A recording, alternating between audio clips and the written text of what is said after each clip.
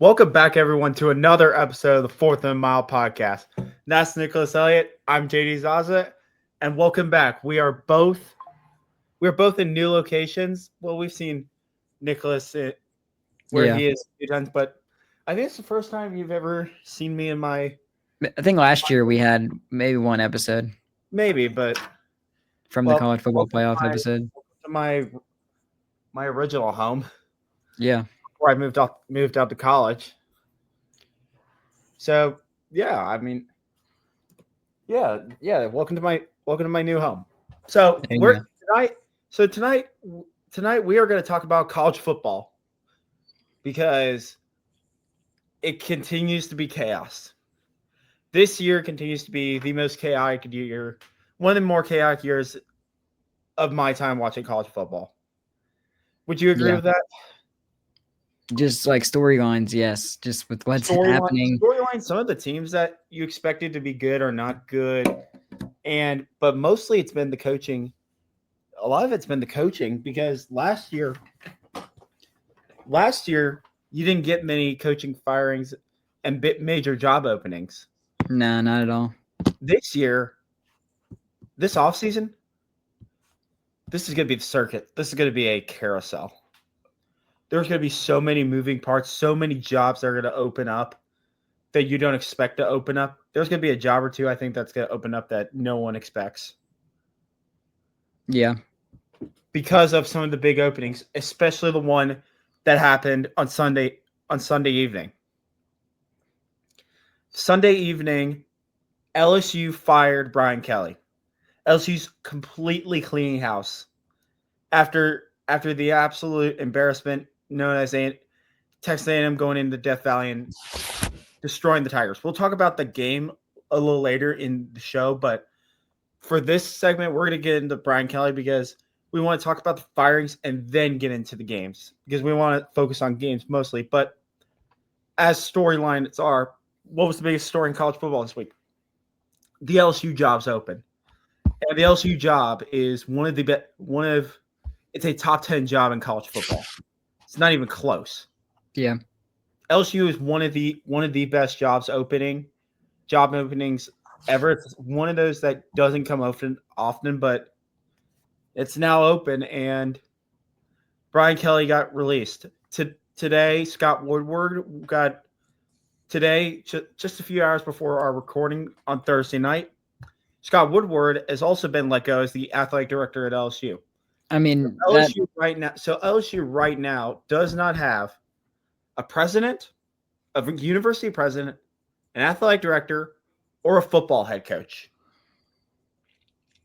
The Woodward firing is kind of dumb. I mean, he is responsible for two of the worst hirings in college football, like buyouts wise. But he has the two highest big buyouts because Brian Kelly, he's getting $54 million not to coach. That's the second largest, only to Jimbo Fisher. I don't think you're ever going to see a Jimbo Fisher buyout. But keep in mind what else he's done at that university. He hired a baseball coach who's won 2 national championships in 3 years. He also got the women's basketball coach. Who won a national championship, and she was like really good at Baylor too. So it's like, but here's the thing though. LSU is one of those rare jobs. Yeah. That if you mess up the football hire, you're screwed. Yeah. LSU is a rare job. Again, there's only a few jobs in the country that are like that, but if you mess up football, then it's really tough. And really the weirdest thing about this whole thing is the person who's running this search and the firing and everything is the Louisiana governor himself. Yeah, and the board of trustees, really. Yeah, but the governor's majorly involved in this because I guess that's all he's got because of the government shutdown. Well, and the school is located in the capital. It's kind of nice. Imagine if Alabama or Auburn was located in like Montgomery. I mean, Auburn's close to Montgomery, but it's like imagine if one of our schools was like located there, and like Kay Ivey was like higher than next coach. Yeah, the Alabama governor Kay Ivey. That'd be like the memeiest thing. That'd be so funny. Yeah, this is also the same LSU. This is all the same AD that wanted to try to get a live tiger onto the field. Yeah. Alabama game, which did not work. But besides the point. So for Let's LSU, let's get back to Brian Kelly himself. So he had a winning record at LSU, and he's big. He won one. I mean, he's a winner. He's won everywhere he's gone, but the past couple of years, I mean 8-4, 9-3. I mean, like they've had good years. It's just not good up to LSU standards. Like they had decent years. I mean, the one year they had like a 10-2. He went 34-14 overall and 19-10 in the SEC. Mediocre in the SEC. You know what's funny? So you know how every year before this year he lost the season opener. So this year he wins the season opener and still gets fired. Yeah, it's like maybe you would have rather lost that one. I mean, that wouldn't have helped because, as we all know, LSU has more problems. Not just Brian Kelly, but really the issue with Brian Kelly is like there were a few things that I've heard. There's a few things I've heard. One of the big ones is he let a lot of people from Louisiana. He didn't really embrace Louisiana culture. He let a lot of people that have been at LSU for years and a lot of Louisiana people go. One of them is the strength coach who's now at Texas A&M. Yeah.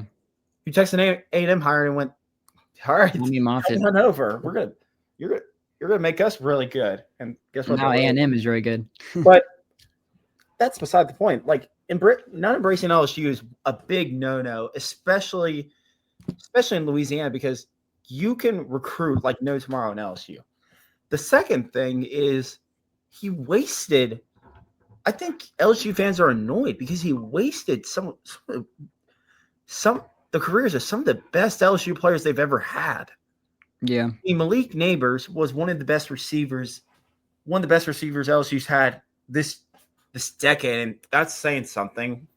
You have Brian Thomas Jr., who's really good, but the big one was you wasted a Heisman campaign from Jaden Daniels, probably the second best quarterback to ever play for LSU.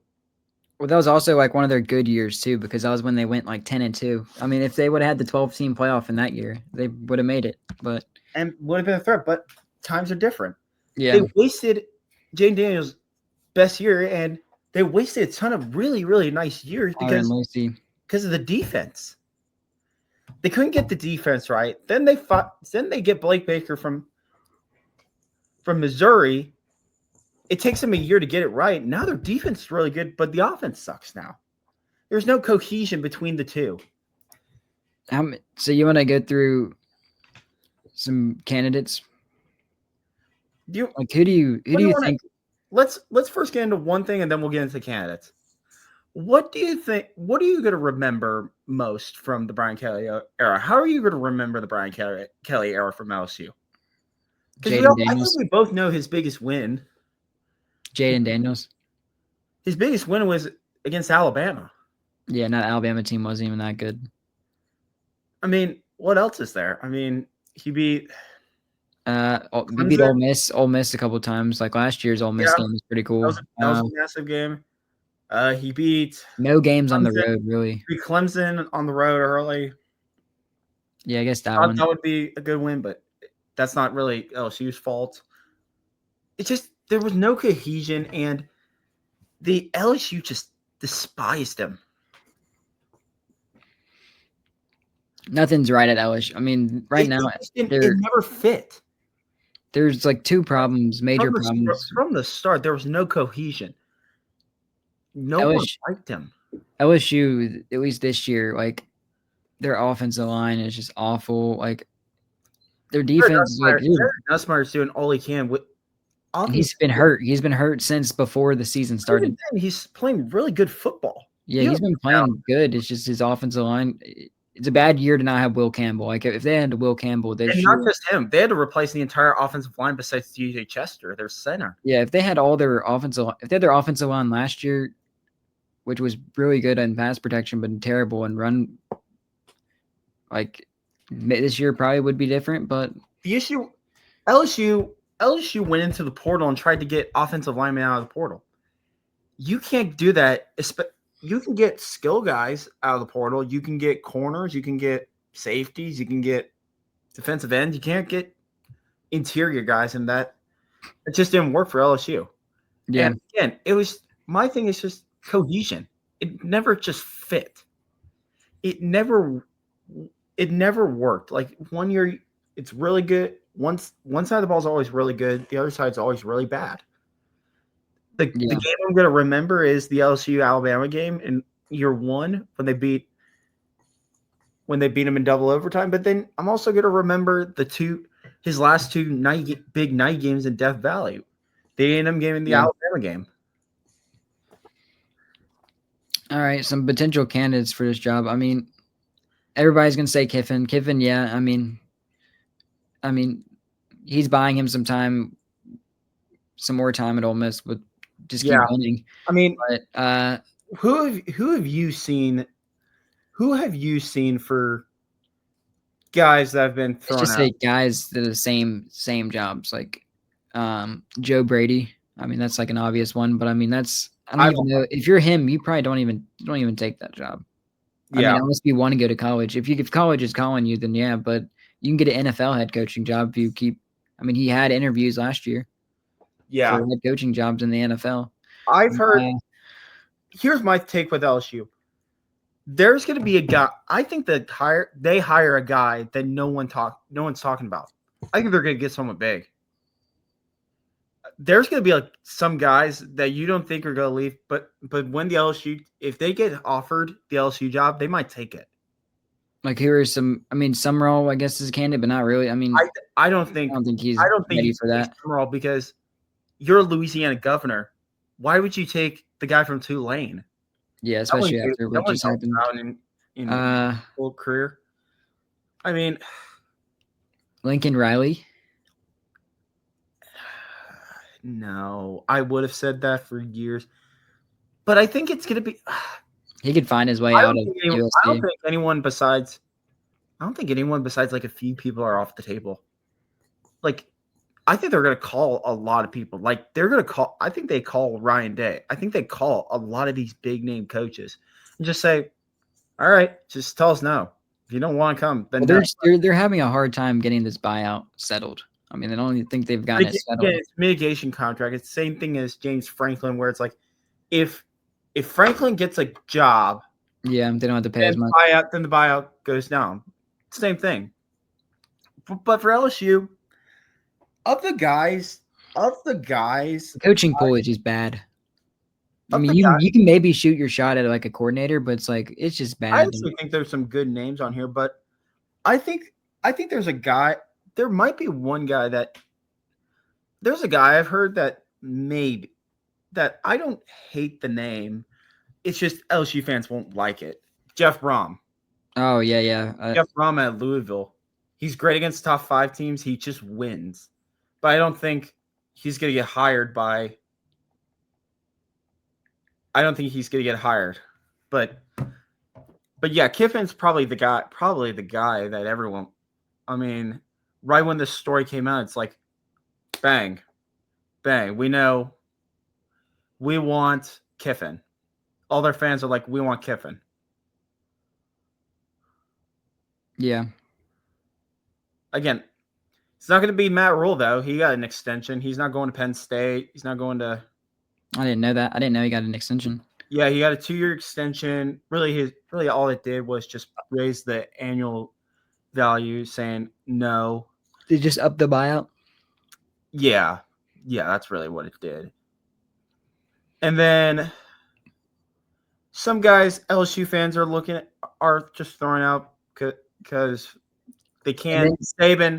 Saban, but why would he come back? I don't know. Did you see? Apparently, nothing. Ed Ogeron.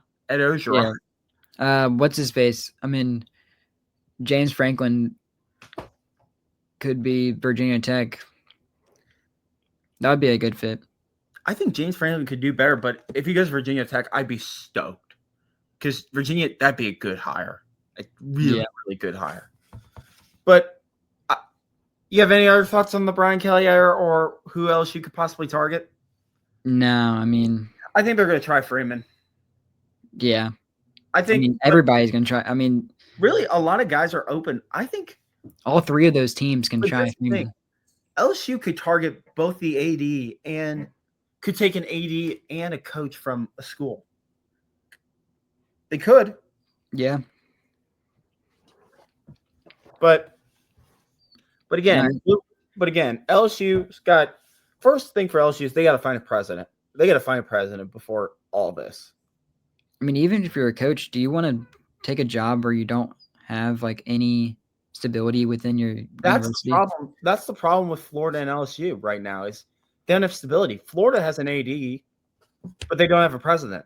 LSU doesn't have a president, or an AD.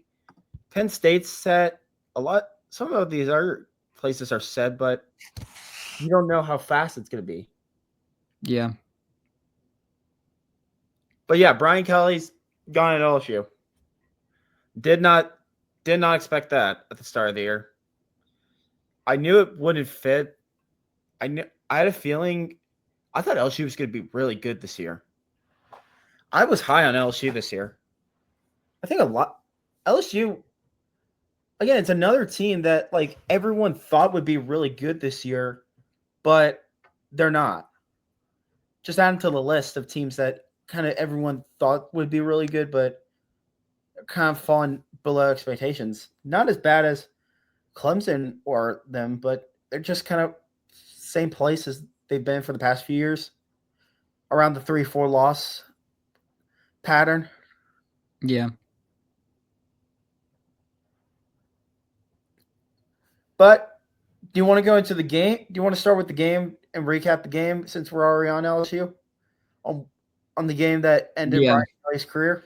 You want to start there or do you want to We can start there. I think we start there. So now we're getting into the recaps of last week, and since we're talking about LSU, let's talk about the death of the Brian Kelly era, because that's what this game is going to be known for. Texas A&M came in the Death Valley at night and did something I didn't think was going to be possible. They ran LSU out of their building for the first time since Alabama did it last year.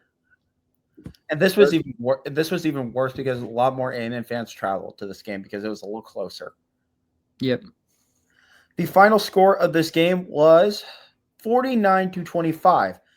But the interesting thing was at halftime, this game was 18-14 LSU. The problem in this game was this special teams.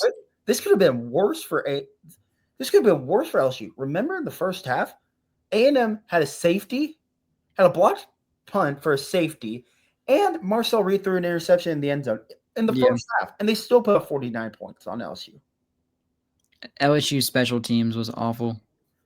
Yeah, Their punt coverage was terrible. They gave up like over 130 yards in punt. Nothing worked. The third quarter was probably one of two things. Probably two things combined. An A&M coordination going, yeah, we're here. Casey Concepcion was insane. We're here, and we're a national title contender. And B, it was the death of the LSU program under Brian Kelly. Yep. Two things can happen at once. Again, nothing LSU did. They couldn't. Baker got out coached by Colin Klein. Everything Colin Klein tried worked. Marcel Reed runs worked beautifully. Passing worked great. Running worked great. Everything he tried, LSU had no answer. I mean, what's the best to beat that defense is, I mean, we saw it. Quarterback runs. It's like a man defense. It's like every time nobody's open, run it. I mean, they don't rush that many. I mean, yeah, because they expect Kyle Perkins and Patrick Payne to get there. Yeah. But A&M's got a really, really, really good offensive line. They're balanced. I mean, since we talked about LSU so much, I want to give A&M their flowers. I watched that game and going, I think A&M might be the best team in the SEC and maybe the second best team in the country. Yeah, A&M was great. They were complimentary. They're all three facets of their I game think was it's good. a legit national title contender, and it's because they're balanced everywhere. I mean, all three facets of their game. Special teams. I mean, you have a kick return touchdown, or not punt return touchdown. Then you have a kick return for that goes. Yeah. I mean, you got right straight out of half when A&M got the ball back, especially when LSU had all the momentum. Mm-hmm. Kick return straight out to the 50, and then you just Every time LSU might have had something going, A&M was like, no, we're gonna run the ball. We're gonna ice the game. And again, I think this is the best team in the SEC. They're the best team in the SEC. Yep. Not just because of the record. It's like I don't see a true weakness to them yet. Now, have they played the top half of the SEC? No, but that's not A&M's fault.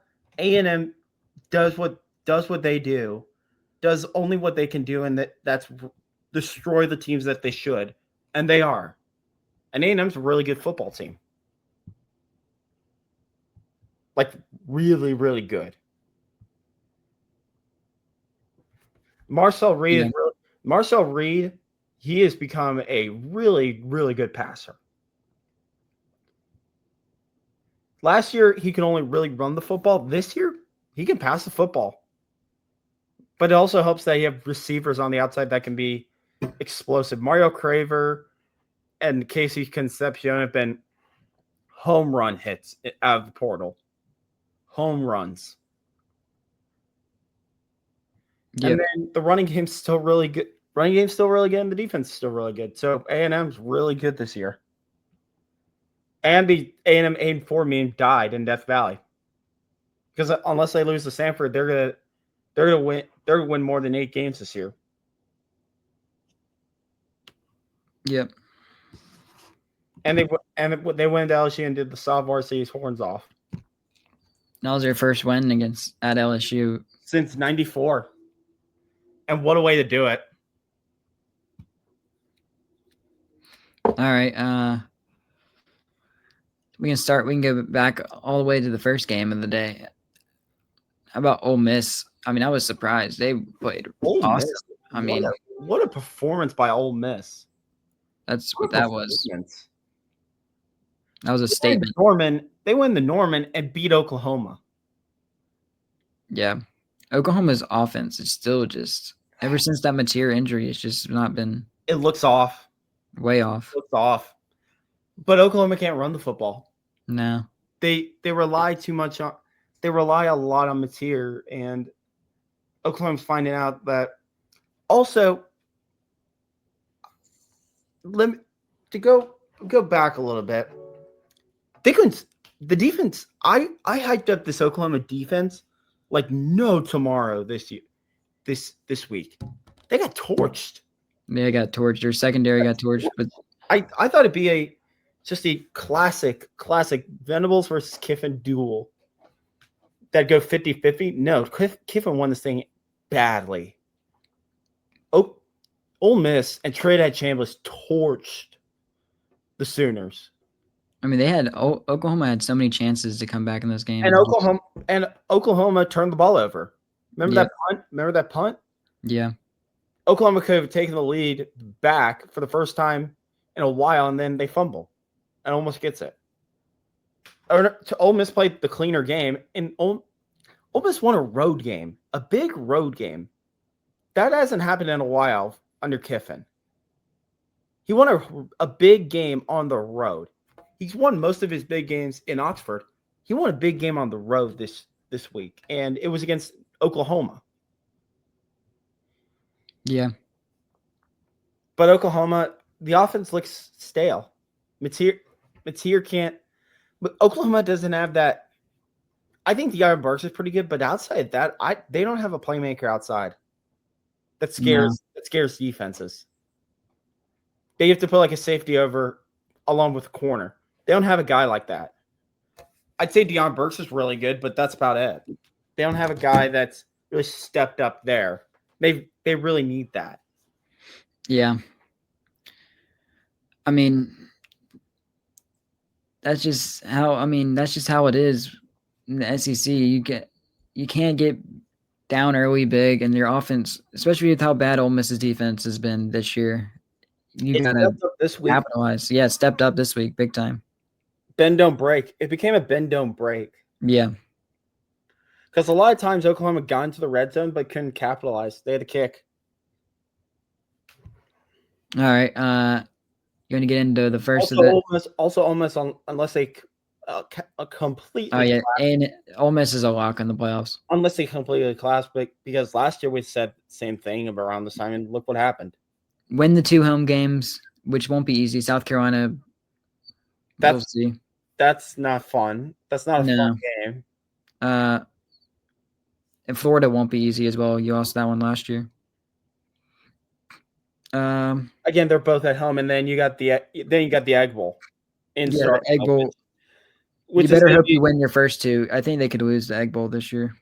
Possibly, but I saw State this week, so. Well, State's going to be due to win one because they've been choking all their. Yeah, let's get into that game. Let's get into that game since we're talking about it. Yeah. Mississippi State lost to Texas in overtime. They were up 38-14. Yeah. Mm-hmm. I was there. I stayed for the first half. I actually left. I left because I had to go get my dogs, and plus I was uptight for the other game that I was watching because you had no connection in Davis Wade. Plus it was cold. Maybe I'm a wuss, maybe I'm not. But I didn't want to drive back down US 82 with no lights set with traffic. So you know what? Sorry. Sorry, not sorry. Sorry, not sorry, but I feel bad for State, man. They watching the game itself, Mississippi State doesn't have the guys on the line of scrimmage. Texas is way bigger in the trenches. But you know what Mississippi State has? Good coaching. And coaching.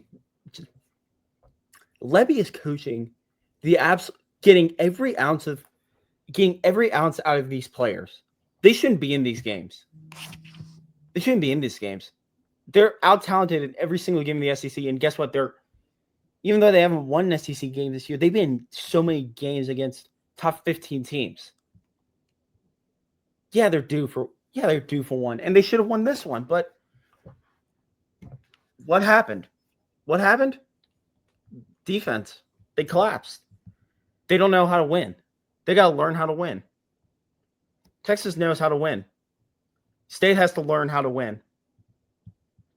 And that's what young teams and young coaches have to deal with. You got to learn to win. It's brutal. Really, really brutal for State. A collapse that shouldn't have happened, but it did. But considering how bad Mississippi State was last year, I still think this is a big success for Mississippi State. I hate being having moral victories. I know it's the worst, but truly, last year you lost to Toledo. This year you're competing with Texas and Tennessee. And you beat an Arizona State, a really good Arizona State team. Yep. I mean, and then Texas, this game really showed it's like Texas is not good. And then Arch Manning left the game late due to concussion. He's questionable this week for their big game this week at home. I mean, the problem with that big punt return was the difference in that game. Yeah, Texas defense in that defense and special teams have been really good this year for Texas. Heck, they had a big punt return in the Red River that kind of iced the game for them. Yeah, it's the offense this year. You're like, what is going on? They don't run the ball. Texas doesn't run the ball. They don't run the ball. They don't even try. They'd rather run a bubble screen than run the football.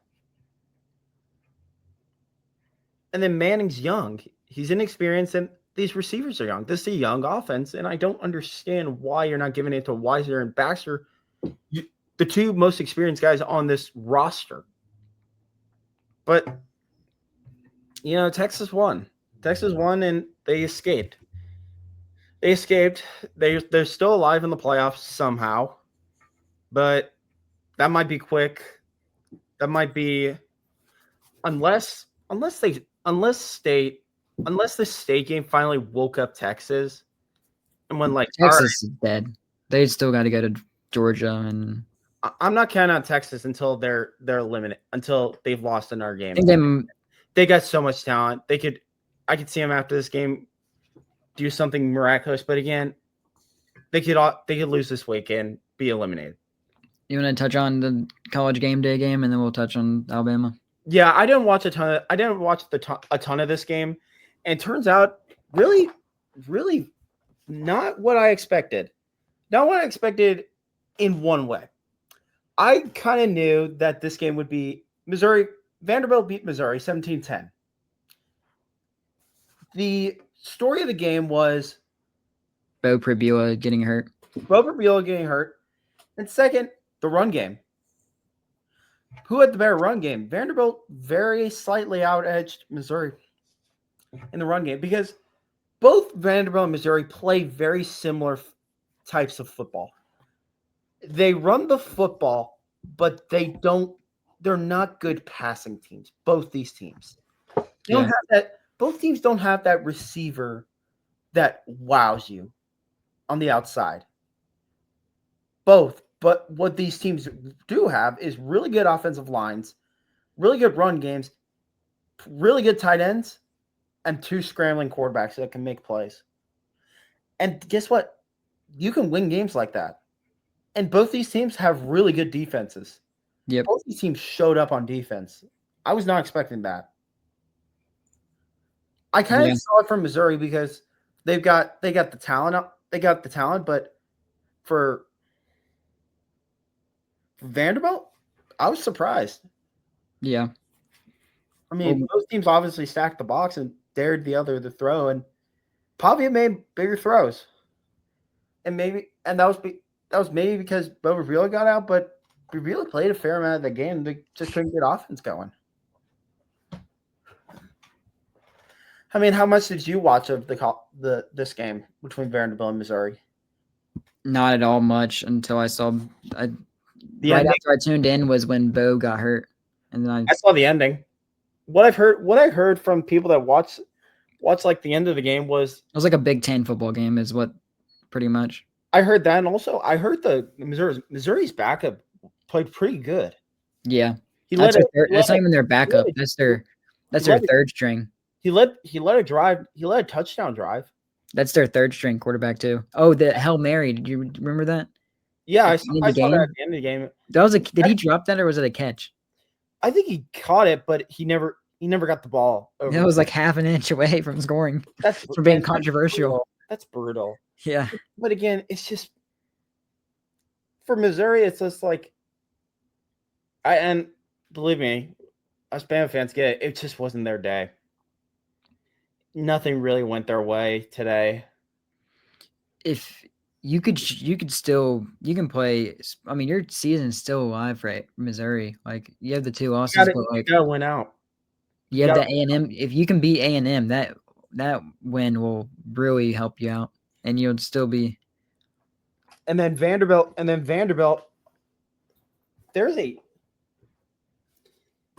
I want one thing to happen this year, and I want it so bad, but Vanderbilt's got to take care of their business to get to it. They still got. There's still two games that I need to go each team's way. There's one game each that I need each team to win to get what I really want to happen. I want to see Tennessee and Vanderbilt play at the end of the year in Knoxville for a chance for a play-in game. Yeah. I want it. But again, there's still a game that Tennessee has to go. There's still a place Tennessee has to go to in a couple of weeks. That's their kryptonite. Yep. That's their kryptonite, and Vanderbilt's got a massive game this week that we'll get into it later. Yep. And plus, Tennessee's got two really big games coming up, so they can get to that place. But this week they beat Kentucky. Kentucky's a bad football team. Tennessee's really good. Tennessee's offense just owns Kentucky. All right. Yeah. Let's get into the game. Alabama, South Carolina. I mean, I guess I can talk about the first half since you missed it. I watched the condensed game, so I can talk about this game. But my experience at the game, I was uptight at Mississippi State, and then I listened to the all the fourth quarter and half of the third quarter on the radio. But I watched the game so I can actually talk about the game. The game really, Alabama had so many chances early on in the third quarter to pretty much end the game, but they had chances in the second. They had chances in the second quarter. They weathered the crowd in South Carolina, and that offense. They were down 3 points, 6 points. Yeah, South Carolina played. I mean, their defense played their butts off. They played. I mean, I'll give South Carolina had so many chances to win. Alabama had a lot of chances to end this game, but South Carolina just kept fighting, and their defense just kept giving them life. And that's welcome to the SEC. No team's gonna be easy. It just shows how good the culture is for Alabama, because usually you would not win that game last year in year one, but year two, get more time to set your culture in, and you are able to do stuff like that. Be able to withstand. Alabama looked like a team that really, really, they're just tired. Yeah. They were injured. They look tired. They look tired. What 4 ranked games in a row does to you, just your body. Much needed off week. And then South Carolina was the healthiest they ever were, and they got a home crowd. Really, they weathered the storm. They did a good job, but then the big issue with South Carolina came up. Mike Shula's play calling in the red zone. Bad. Alabama's defense played their butts off. This is like the best defensive performance I've seen. Like every time bend don't break every time. You made big sacks when you needed to. There were some dumb penalties. Jason Jones' pick six probably kept us in the game. Some dumb penalties where you could have gotten off the field sooner, but I mean, you still held for field goals on those drives. But when your captains needed to step up, they did, and that was what happened in the fourth quarter. I mean, Deontay Lawson played awesome. That was like one of his best games in an Alabama uniform. That was by far. Deontay Lawson finally made a play. Yeah. And then Tim Keenan.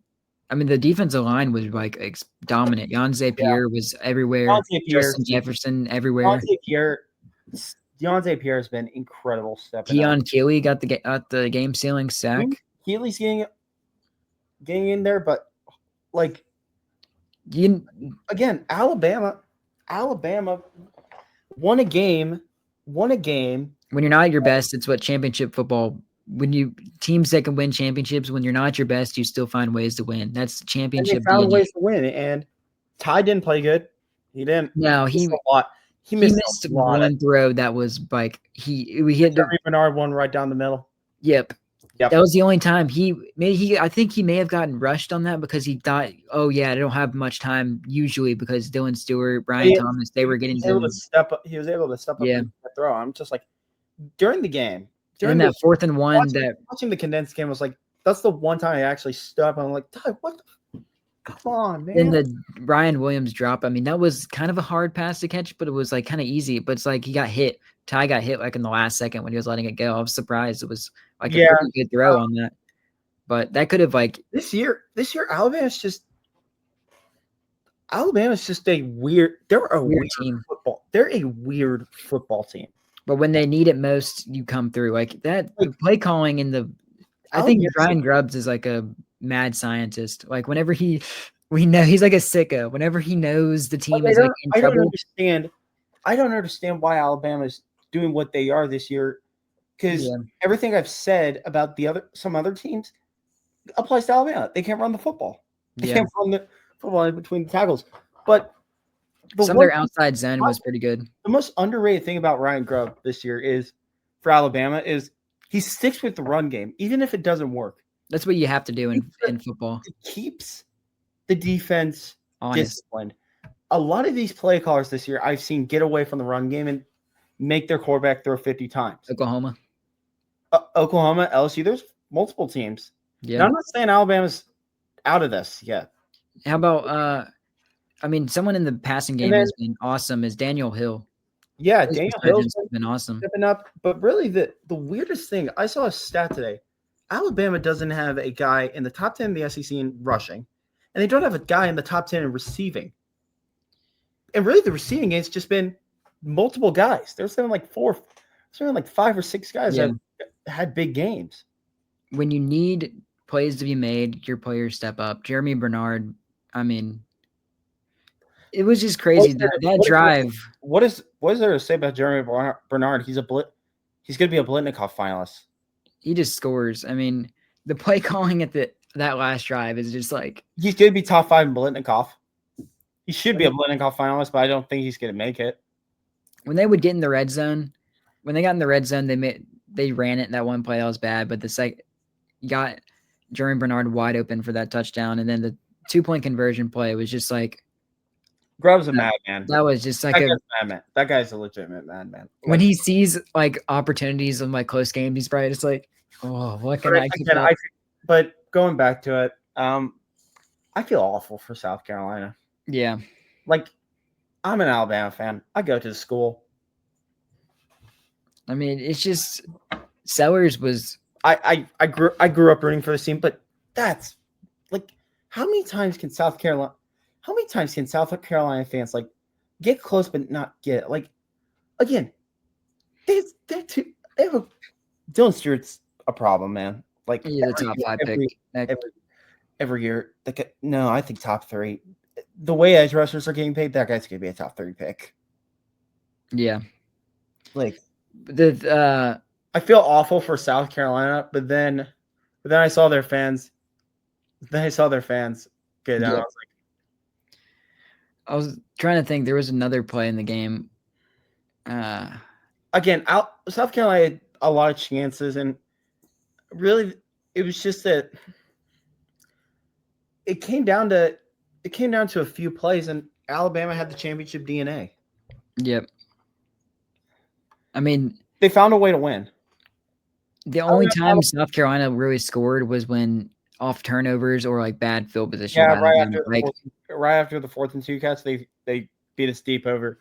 They beat us deep with Nick Arbor, and then nobody's catching him. I mean, if he gets behind anybody, nobody's catching. No DB is. Jalen Mbakwe punt, which that wasn't Jalen's fault. I watched that. Should have been a penalty. You can't block. You can't block in the back into someone. Shoulda, woulda, coulda. They can't review that though, but. No. That was like a 1 in a million punt. I mean, it's just like in the Iowa State BYU game. They perfectly punt it. There's one guy in the area and it hits his foot and kicks it. Yeah. It's just Alabama wins the game. But going back to it, Alabama wins the game. Jeremy Bernard should be in the Blitnikoff finalist, but I think that's why you score when you don't want to put the game in your kicker's Alabama was like, you guys haven't been able to move the ball against us. We don't trust you. We trust our guys. Go down the length of the field. How about at the end when they let them score? Like they were again. DeBoer was like, I heard it's like, if you see it, go in because we trust our defense. They don't trust your kicker. How about if you're South Carolina, you got to tackle them.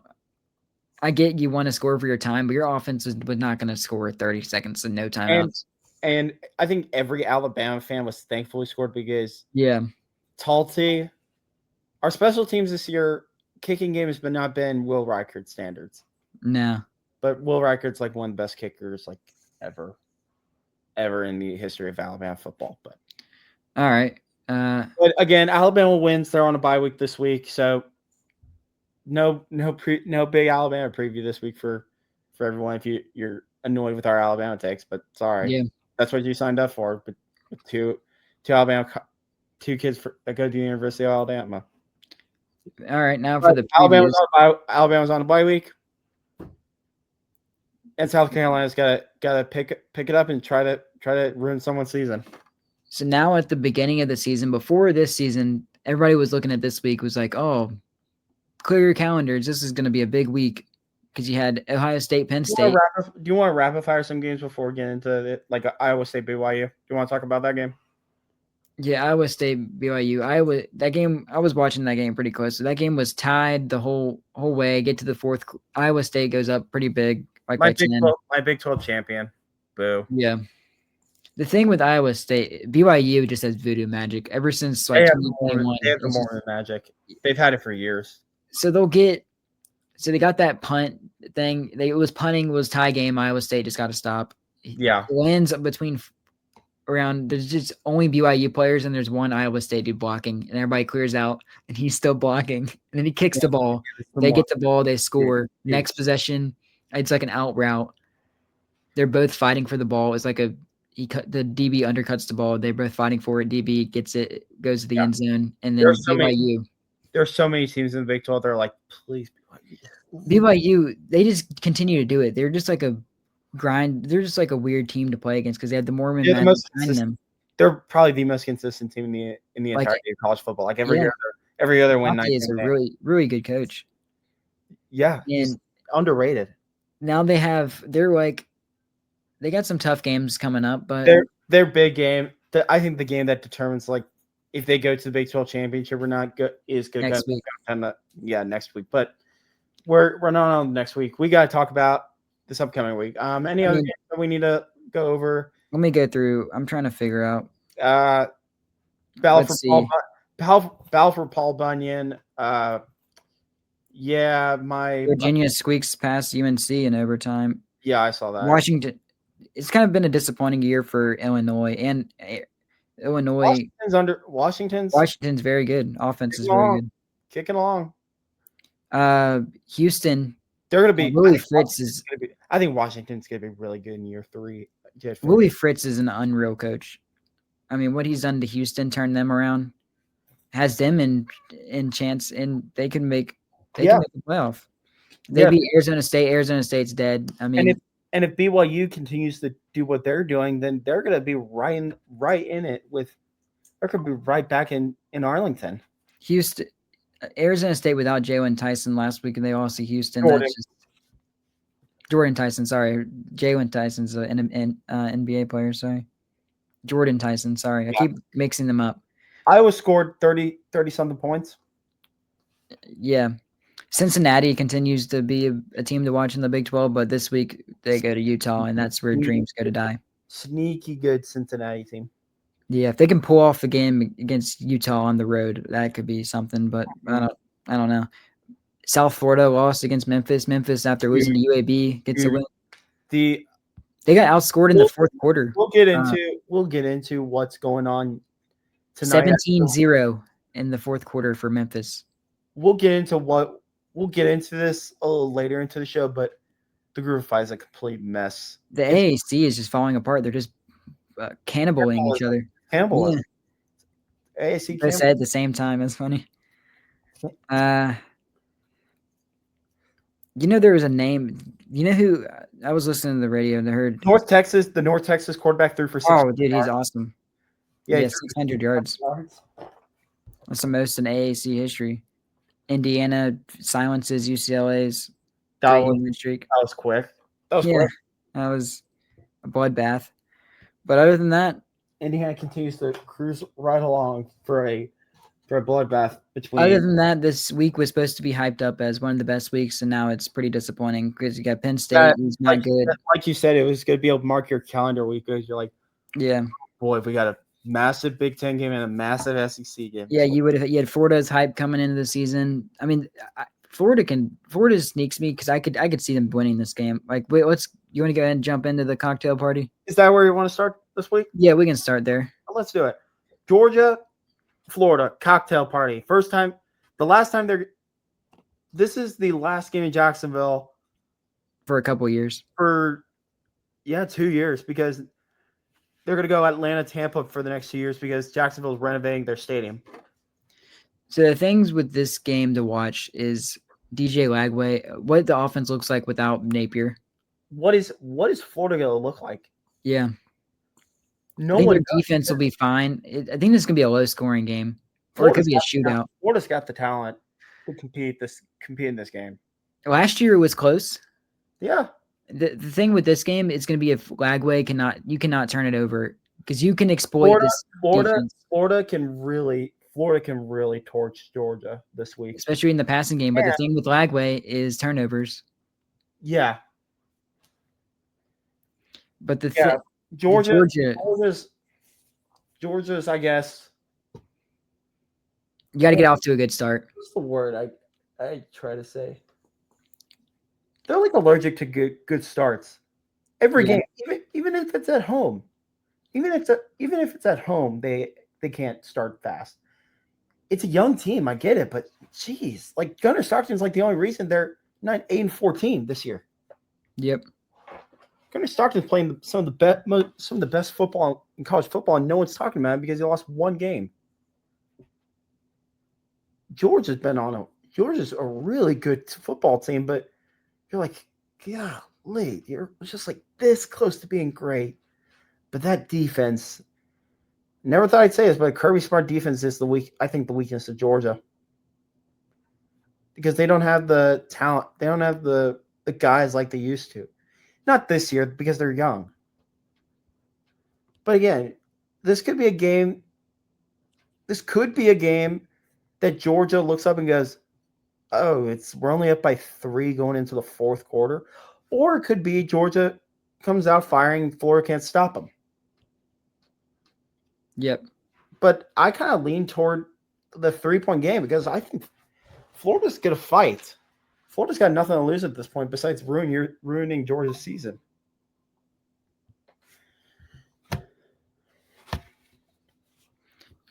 Yeah, they could definitely ruin their season. I mean,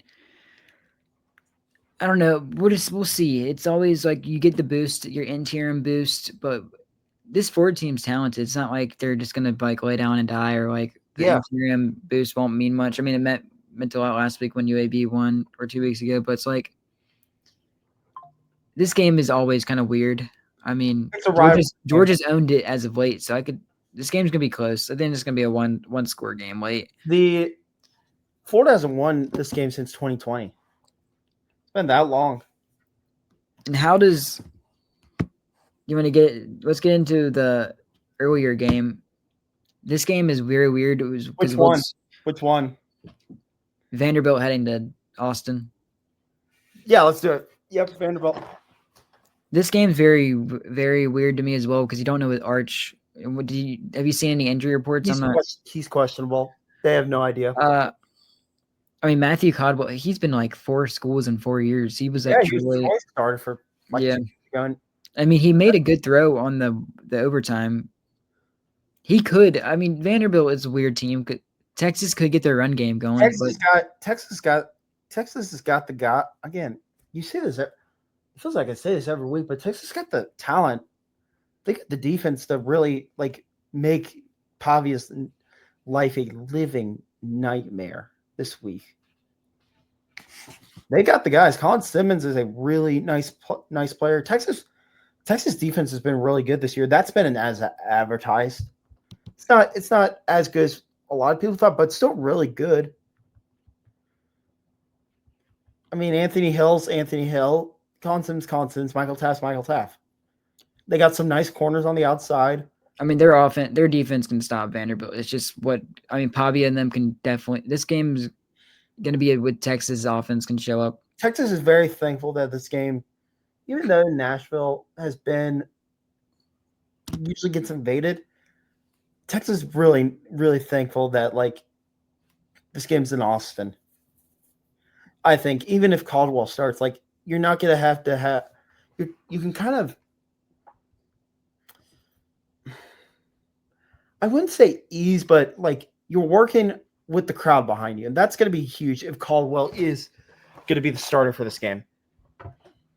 Yeah, and this is a must-win game for Texas.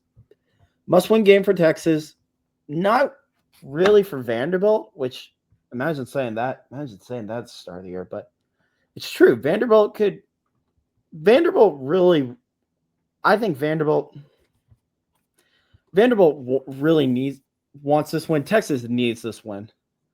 Texas is going to be a wounded animal man for the rest of the year. Yep. I mean, Vanderbilt, and until you beat Texas, they're still in the running for the playoff. They got so much talent. They've got some guys. Just saying. Right now, I think lean Texas, but this is kind of like a Vandy down there go back down to earth a little bit, just because you're coming off 2 good wins, emotional win last week, just barely inching out. This is gonna be a close game, low scoring, but for sure, just because of how both these teams have been. But I don't know. I don't know what. Let's talk about the other. Talk about the other game at 11 a.m. that a lot of people thought would be the Oh game yeah, of the year, but nope. If you would have told me earlier year that Ohio State would go into this game being 20 and a half point favorites, I wouldn't believe you. this game's gonna be a blowout, and I'm not even gonna be Ohio watching State, this Penn game. State. For the last 4 years, it's been like one of the best games of the year. A classic Big Ten slugfest. This year, it's in Columbus. It's in Columbus. An interim going against Ohio State. Do you think does Penn State show Penn State stays in this game if they run the football and control time of possession? Maybe they pull like Michigan. Maybe they pull a Michigan out their butts like last year, but I don't see. But again, I mean, they must beat Iowa. I mean, Iowa's sneaking up on teams right now. They could play spoiler alert next week, but they're 6-2. They must beat Indiana. I mean, if they somehow pull this game off, I have no words. Yeah, that would be insane. I have no words, and it's not because they beat number one. I'm like, an intern beat Ohio State before James Franklin did, or no, James Franklin beat Ohio State once, but it would be before James Franklin gets a big win. Yeah, it's another big win. An intern coach would have more top 5 wins than James Franklin. Really? All right. Same amount because they beat the Brett Haley game.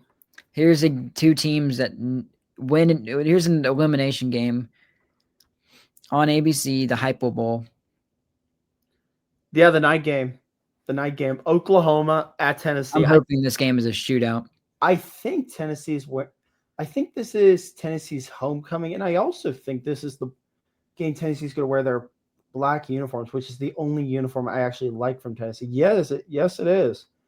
This is the week that Tennessee wears their black and orange uniforms, and I can't believe I say this, but I actually like them. I think they look nice. And for the past 3 years, they play Kentucky. Wow. Kentucky in these, I'm like, finally, they're playing a legitimate team. Playing a legitimate team in these sweet uniforms. The thing with this game, which team can slow down the other offense?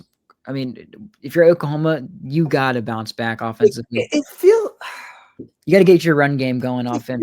It feels like this is the game Oklahoma wins. Yeah. I could see it. It's just I don't know what to expect out of the offense. Tennessee better, but their secondary is bad. Yeah, Tennessee's defense is bad. Oklahoma passes the football. That's what they do. The thing with Tennessee though is Oklahoma's secondary is also bad. I mean, we saw it. We saw it last week, and we saw it against Auburn. I don't think it's the worst thing ever. Not the worst, but it's just think about it. When Auburn and Oklahoma played earlier in the year, think about how many open deep balls Jackson Arnold missed against. Just now, imagine it if you're going up. I know they'll change schemes and everything, but just imagine how many shots Aguilar will get deep. That there will be tons of shots open for deep balls, and he's a guy who hits those deep balls more times than not. So it's like the big thing for both these teams is Oklahoma's gonna have 3 offensive linemen out for this game. That's not good. They've got 3, and they got 5 guys questionable. For Tennessee, Jamal McCoy is going to be out this week, but I think he's coming back for the Florida game, which is going to be huge. But they're massive for Tennessee. Their front 7 needs to take advantage of those injuries. And Tennessee's one of the best in the country in sacks. Yep, that's their best. I don't know what to think about this game though. That's their best. That's their best defense. Their best pass defense is the way they get to the quarterback. But again, it's a hypo bowl. But you look at Oklahoma, and you're like, they kind of match up with Tennessee nicely, but also it's a night game in Neyland, and Heupel doesn't lose a lot of times in Neyland. Tennessee doesn't lose in Neyland these days. No, It's tough to beat them in Neyland, especially at night, and everything's gonna be rocking. And it's a playoff elimination game for whoever. yeah, I'm very interested to watch this game. This is the And game. it's a Heupel goal. This is by far my game of the week. I circle this game every year. I circle this game every year just because I know it's going to be prime time, ABC, Fowler, Herb Street, and Tennessee and Oklahoma always play really, really close. Remember the last time Tennessee and remember when OU came to Tennessee when like Baker Mayfield? Yeah, this Yeah. was the year that Baker like Mayfield barely won that game. OU like barely won that game. This was like first year starting Baker Mayfield being Josh Dobbs in a thriller. Hopefully we get another thriller. I think this game will actually come. I think this is by far the game of the week for me. Yeah. But again, I say that you say the thing about this weekend. I'm like, I think there's chaos. The weeks that you don't expect anything's going to happen is when the big chaos happens. Yep. All right. You want to get to picks? Is there any other game that we need to talk about? I mean, we can talk about it in the picks. I have a question before we get into picks. What's the game that you're watching going, be careful? Probably Miami. Yeah, going into Dallas, SMU. SMU lost last week to Wake Forest on like a game-winning kick, and SMU was looking ahead. I'm tailgating this game because then another game that could be interesting is Louisville and going to Virginia Tech. That could be very kind of interesting. Yeah, that's huge for Louisville. I'm tailgating for. here's another game. Tailgating the game for. I'm tailgating at the Miami SMU game. I'm not going to the game. I'm just get tailgate because I have a ton of friends. Here's the game. A team that hasn't won in this spot since 2008. Texas Tech going into Manhattan, Kansas. Ooh, that's upset. And Avery Johnson and that's trap game because K-State went. Tech plays BYU, host BYU next week. The thing with Kansas State is they just dominated Kansas last week. It was a blowout on the road in Kansas. But that game is something. Georgia Tech goes to NC State. Georgia Tech's kind of a weird team. Like I would really like Georgia Tech because I like Brent Key, but it's just they can be suspect at times. This is a weird line. They're only favored by 6.5 heading into. And Dave Doran is probably about to get fired at NC State. This could be a game Georgia Tech drops, maybe. I don't know. It's a weird game. And NC State's offense is really good. That could give Georgia Tech trouble. Here's another game that I could see. Does Matt Rule finally get a top 25 win? Who do they play? USC at home. This is going to be a close game. This is going to be 1-1. I think this is a chance if you want to get a top 25 win. Yeah. This is your chance to do it in front of your crowd. I forgot to tell – I promised the viewers this before we get into picks, but the group of 5 is a complete mess. Okay, so we're recording this Thursday night, and just as we're about to go on, wrap up, Tulane just lost 6-1. Tulane lost to 3-4 UTSA, 48-26. So the group of 5 right now is a complete and utter mess. Nicholas, keep talking while I get this up. UTSA dominates Tulane. After Summerall's been all these coaching reports and everything. UTSA, one of my friends sent this stat. UTSA has won 22 straight conference home games. Wow, good for UTSA. UTSA plays in the Alamo Dome too, so they play in a dome. That's just a bad loss. If you're Tulane, you can't have it. I want to look at the AAC. There's a big game this week there's a massive game this week. Oh yeah, Navy and North Texas. Yeah, because currently Navy, I couldn't find the bracket. Navy is 5-0 in the American. They're the last undefeated team. The only undefeated team in the group of 5, and they're going to play a 6-1 UNT team that's been on a roll. Really, the only team that's been able to stop them is South Florida. Yeah, that was a big game. This is an even bigger game. This is pretty much what the group of Navy played Air Force like earlier on in the season. That game was a shootout. Again, this game is gonna be a shootout. I'll bring it up. I got it. The group of 5 this year is a complete and utter. Here, you can put it's. Again, the group of 5 this year is a complete and utter mess. I mean, Tulane goes down. USF, I think they're going to go down with Memphis. San Diego State's been pretty good. San Diego State might sneak into this thing. I want to look at the Mountain West standings real quick. Because the Navy plays Notre Dame later in the year. To Mountain West, Boise State and San Diego State are both 4-0. How about Hawaii? Hawaii is 3-1 in the Mountain West. Nice. Like there's one team could come out of nowhere and win this thing. Like San Diego State could be your group of 5 contender. They're 6-1 on the season right now. And no one's talking about. No one's talking about it. Everyone's just like, oh, San Diego State has to go. In 2 weeks they have to go on the island to Hawaii. That'll be a tough game. Who's Boise State's losses to? Notre Dame and South Florida. Remember South Florida, that first game of the season? They got boat raced. Boise State, yeah. Like, again, the group of 5 is a complete and utter. Boise State and San Diego State play each other on the 15th of November. Yeah. Again, group of 5, there's no real, like, standings or anything. Like, I can't wait to see what the playoff. Tuesday, the playoff committee comes out, and guess what? We're gonna be talking about that next week. So we're gonna see who they think the group of 5 is gonna be. Maybe Memphis. I don't know. I think Navy. I think if Navy wins this week, they might. I think it'll be Navy. But again, they're gonna play Notre Dame land there. Yeah, that's not good. All right, let's get into picks. All right, let's see how we did last week. We both picked Washington. We both picked Iowa State. That's a loss. I picked Vanderbilt. You picked Missouri. You picked Baylor. I picked Cincinnati. Yeah. Well, I picked Texas. You picked Mississippi State. We both picked, or no, you picked A&M. I picked LSU. That was bad, and we both picked Tennessee. So not the greatest week for us. You won the week. You won the week. Good for you. The greatest week for us. I know. Let's start it. Vandy at Texas.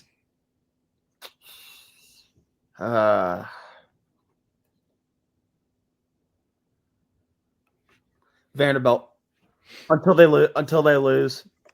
I saw Texans person again. Like maybe Austin becomes a factor, but Vanderbilt. I'm going Vanderbilt. If Vanderbilt wins this game, they don't turn the ball over. Yeah, the time possession turnovers. Turnovers are going to be the biggest thing for Vanderbilt. If they turn the ball over, they're going to lose this game. If I was guessing right now at this hour, I think Arch is going to play. I would assume so, but I think Caldwell is going to. I think Sark's like Caldwell. You're going to practice. Caldwell can be like if he can just be game manager. Like you just gotta, like if he can, like give him easy throws. I mean, Sark is a mastermind play caller, so it's like give him easy throws. Texas got to run the ball. They got to find some run game this year. Wisner needs to get going. Wisner or Baxter. Yeah. All right. The game you're gonna be tailgating at Miami SMU. I get Miami, but it's gonna be a close game. It's gonna be a 7. It's gonna be a 7. It's gonna be. I got Miami. It's gonna be a 1 possession game. It's gonna be a shootout. Yeah, I got Miami. Again, Miami wins the game. They don't turn the ball over. If they just run the ball and just give it to Malachi Tony, I think they're gonna torch. Here we go. The cocktail party. I got Georgia, but it's gonna be one. I think it's gonna be like. I think a lot of these games will be 1 possession games. Like, you know what? I want to pick Florida, but there you go. I'm gonna do it. If there's a team that's most likely to get upset this week, I'm gonna do it. I think this is an upset watch. This is big upset watch. Here's a game I'll pick an upset here. Texas Tech going to Manhattan. I think K-State's gonna win this game. Well, the thing is, they get Brandon Morton back, don't they? Yeah. But then again, the backup is out for the Will Hammond. I think he's out for the season, isn't he? Tech's got a quarterback problem, but they got injury problems. Their quarterback is good when he plays, but when he doesn't play, I'm going with Tech. This is the year for them. If they're battle the Hypo Bowl.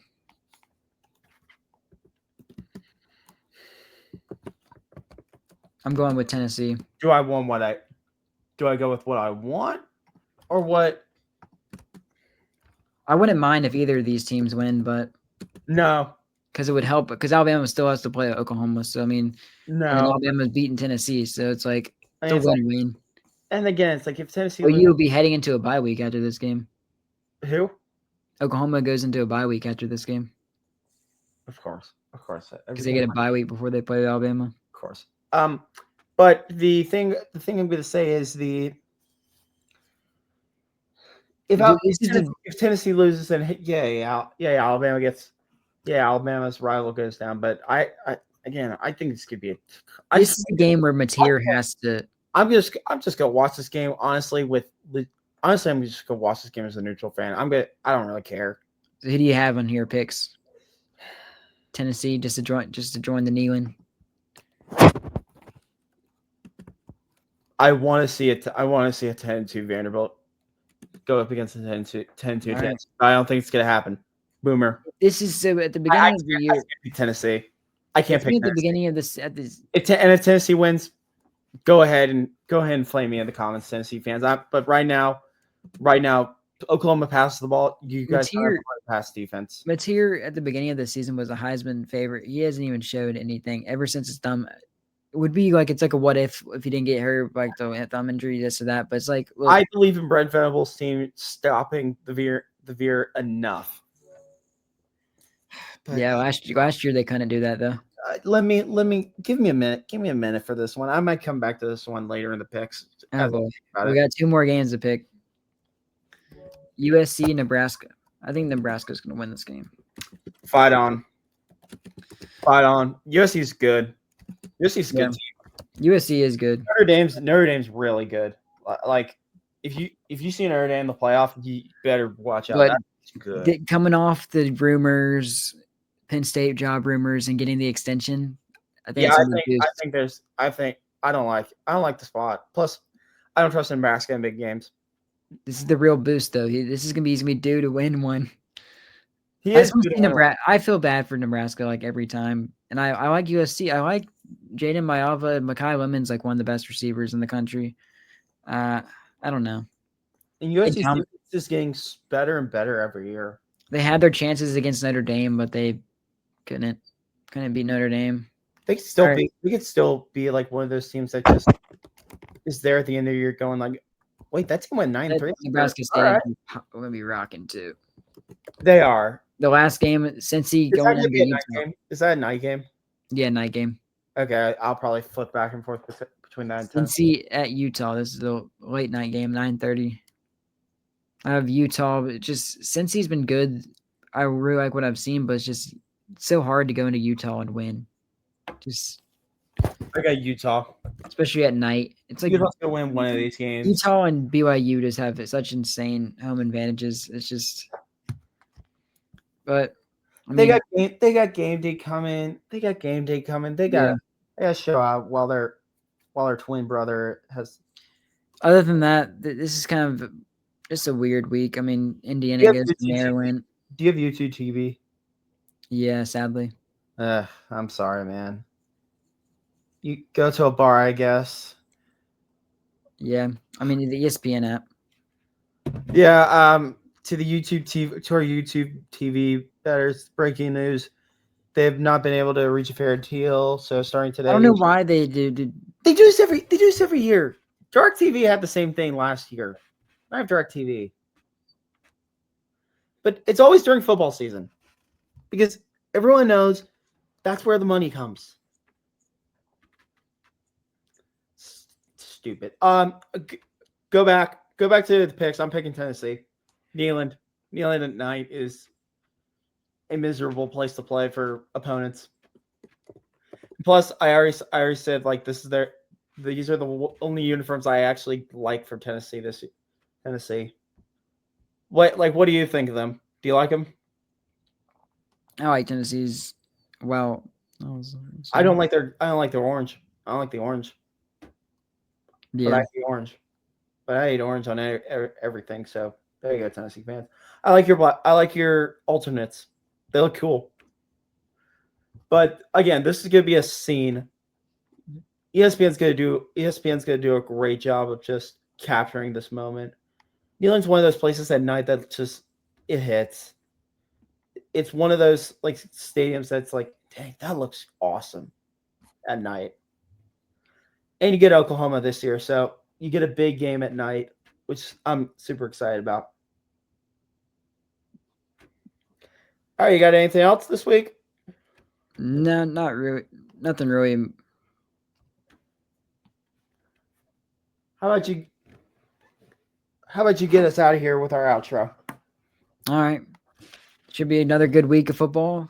Another long episode breaking down everything, coaching news, in and outs, games. We got to the group of 5. Maybe this is the week because this was supposed to be the week of the big games, but maybe this will be the week where the upsets. I think this is the Chaos Saturday. Again, it's the Chaos Saturday. It's the weeks that you don't expect is when the big ones happen. Yep. But another week 10, college football. JD's Zoslin. I'm Nicholas Elliott.